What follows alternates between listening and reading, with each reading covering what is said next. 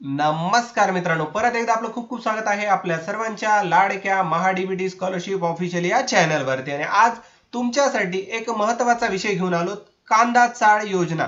आता बघा, शेतकऱ्यासाठी वेगवेगळ्या योजना आपण आपल्या चॅनलच्या माध्यमातून डिस्कस करत असतो।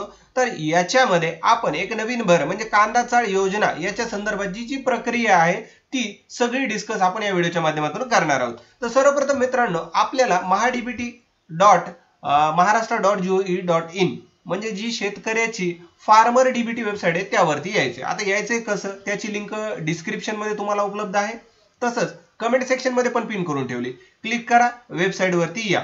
ओके, तर आता इथं आल्याच्या नंतर याच्या पुढची प्रोसेस काय, त्याच्यासाठी नेमका अर्ज करायचा कसा आणि त्याचा अर्जाची प्रक्रिया होणार कशी या संदर्भात सगळी डिटेल मध्ये माहिती तुम्हाला या व्हिडिओच्या माध्यमातून मी देणार आहे।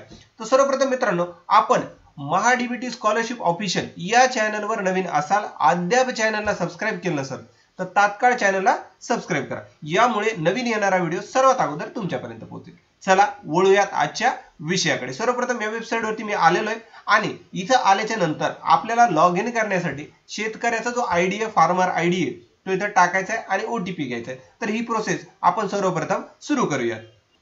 तर पहा मित्रांनो, आपण फार्मर आयडी टाकलेला आहे आणि ओटीपी सेंड केलेला आहे। याच्यामुळे आता शेतकऱ्याच्या ज्या आधारशी लिंक मोबाईल आहे त्याच्यावरती एक ओटीपी गेलेला आहे, तो ओटीपी भरून आपण लॉग इन प्रक्रिया करणार आहोत। तर सर्वप्रथम ओटीपी आलेला आहे का माझ्या मोबाईलला चेक करतो मी आणि तो इथं फिलअप करून आपण घेऊया।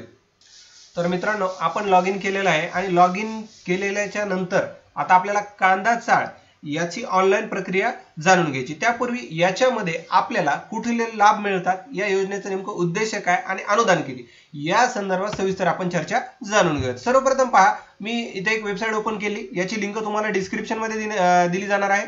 तर याच्यामध्ये बघा की या योजनेचा नेमका उद्देश असा आहे की कांदा दीर्घकाळ टिकवणे आणि शेतकऱ्यांना रास्त भावामध्ये तो कांदा उपलब्ध विक्री केला गेला पाहिजे। तर याच्यासाठी याचं जे अर्थ आहे ते गव्हर्नमेंट काय करतं की या कांदा चाळीच्या बांधकामासाठी 6000 प्रति मेट्रिक टन असा खर्च देतं। त्यामध्ये एकूण खर्चाच्या 25% किंवा प्रत्येक मेट्रिक टनला 1500 रुपयाप्रमाणे अर्थसहाय्य गव्हर्नमेंट कडून मिळवलं जातं। आता याच्यामध्ये काय की कांदा चाळीच्या बांधकाम विहित आराखड्यानुसार असणं गरजेचं आहे, ज्याच्यामध्ये 5, 10, 15, 20, 25 व 50 मेट्रिक टन क्षमतेच्या कांदा चाळींना अनुदानाचा लाभ होतो। आता याच्यामध्ये कांदा पिकाखाली क्षेत्राची सातबारा मात्र तुमच्याकडे असणं गरजेचं आहे। त्याचबरोबर बांधकाम पूर्ण झाल्यानंतर विहित नमुन्यातील प्रस्ताव संबंधित सहाय्यक निबंधक सहकारी संस्था याच्याकडे तुम्हाला दाखल करणं गरजेचं असतं।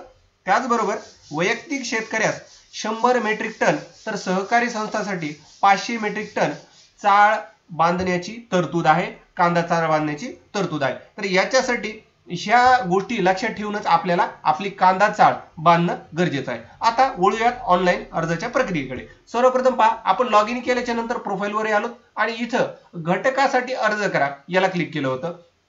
इथं क्लिक केल्याच्या नंतर तुमच्या समोर हे वेगवेगळे 4 विभाग पाहायला मिळतील। याच्यामध्ये आता फलोत्पन्न नावाचं एक तुम्हाला विभाग पाहायला मिळेल आणि याच्यामध्ये आपण कांदा चाळची प्रक्रिया अप्लाय करणार आहोत। तर याच्या समोर बाबी निवडा नावाच्या ऑप्शनला क्लिक करून घ्या। इथं क्लिक केल्याच्या नंतर तुम्ही ह्या समोरच्या डॅशबोर्डला आलेला आहात आणि इथं आल्याच्या नंतर आता तुम्हाला सर्वप्रथम तुमचा तालुका गाव हे बाय डिफॉल्ट आलेलं दिसेल, तुमचा फार्म आयडी दिसेल आणि आता इथं तुम्हाला तुमचा गट नंबर जो आहे तो निवडणं गरजेचं आहे। तर गट नंबर निवडूयात। इथं क्लिक केल्याच्या नंतर घटक प्रकारमध्ये बाय डिफॉल्ट निवड करा नावाचं एक ऑप्शन पाहायला मिळतं। तर इथं क्लिक करून तुम्हाला नॉन प्रोजेक्ट बेस नावाचं एक ऑप्शन किंवा एक घटक निवडायचा आहे, त्याला क्लिक करूया। इथं क्लिक केल्याच्या नंतर पहा, बाब नावाचं एक ऑप्शन पाहायला मिळतं आणि याच्यामध्ये वेगवेगळे ऑप्शन तुम्हाला पाहायला मिळतात। तर याच्यामध्ये आपल्याला बेसिकली कांदा चाळ अप्लाय करायची आहे, त्याच्यामुळे इथून कांदा चाळ किंवा कॉमा पॅक हाऊस इत्यादी काढणी पश्चात एकात्मिक व्यवस्थापन नावाचं एक ऑप्शन पाहायला मिळतं। तर हा पर्याय किंवा ऑप्शन आपण निवडूयात। इथं क्लिक केल्याच्या नंतर एक उपघटक निवडा असं ऑप्शन पाहायला मिळतंय। तर इथं निवड करायला क्लिक करा आणि याच्यामध्ये तुम्हाला कांदा चाळ नावाचं एक ऑप्शन पाहायला मिळेल, त्याला क्लिक करून घेऊया। इथं क्लिक केल्याच्या नंतर परत पुढे बाब निवडा नावाचं एक ऑप्शन आहे। तर याच्यामध्ये याच्यामध्ये काही निवडायची गरज नाही, हे बाय डिफॉल्ट आलेलं आहे आणि योजनेचं नाव सुद्धा आलंय एकात्मिक फलोत्पन्न विकास अभियान आणि बाकी सगळ्या गोष्टी बाय डिफॉल्ट आलेल्या आहेत। आपल्याला कुठल्याही गोष्टीला वैयक्तिक अप्लाय करण्याची गरज नाहीये. आता आपण जतन करा या ऑप्शनला क्लिक करूयात, म्हणजे तुम्ही भरलेला तुमचा फॉर्म हा सेव्ह केला जाईल. आणि जसं तुम्हाला मी प्रत्येक व्हिडिओमध्ये सांगतो की एका शेतकऱ्याला एका वर्षासाठी एकदाच पैसे भरायचे, तर तशा पद्धतीने तुम्ही तुमचे पेमेंट भरू शकता. आणि जर तुम्ही एका वर्षासाठी ऑलरेडी एकदा पैसे भरले असतील तर तुम्हाला परत कुठलेही चार्जेस किंवा फीस गव्हर्नमेंट आकारणार नाही. आता इथं काहीतरी टेक्निकल प्रॉब्लेम आलेला आहे, त्याच्यामुळे हा फॉर्म सबमिट झालेला नाहीये. तर ही मी तुम्हाला जी प्रक्रिया सांगितली अशा पद्धतीने पूर्ण सिलेक्ट करा आणि जतन करा या बटनाला क्लिक करायचंय आणि तुमचा फॉर्म तुम्ही सबमिट करून घ्यायचा आहे आणि कांदा चाळ योजनेचा लाभ घ्यायचा आहे. तर व्हिडिओ आवडला असल्यास लाईक करा. कांदा चाळ विषयी जर काही अडचणी असतील तर कमेंट करा. जास्तीत जास्त शेतकरी वर्गापर्यंत हा व्हिडिओ शेअर करा आणि अद्याप चॅनलवर नवीन असाल तर चॅनलला सबस्क्राईब करा. तुमचा मौल्यवान वेळ दिल्याबद्दल धन्यवाद मित्रांनो.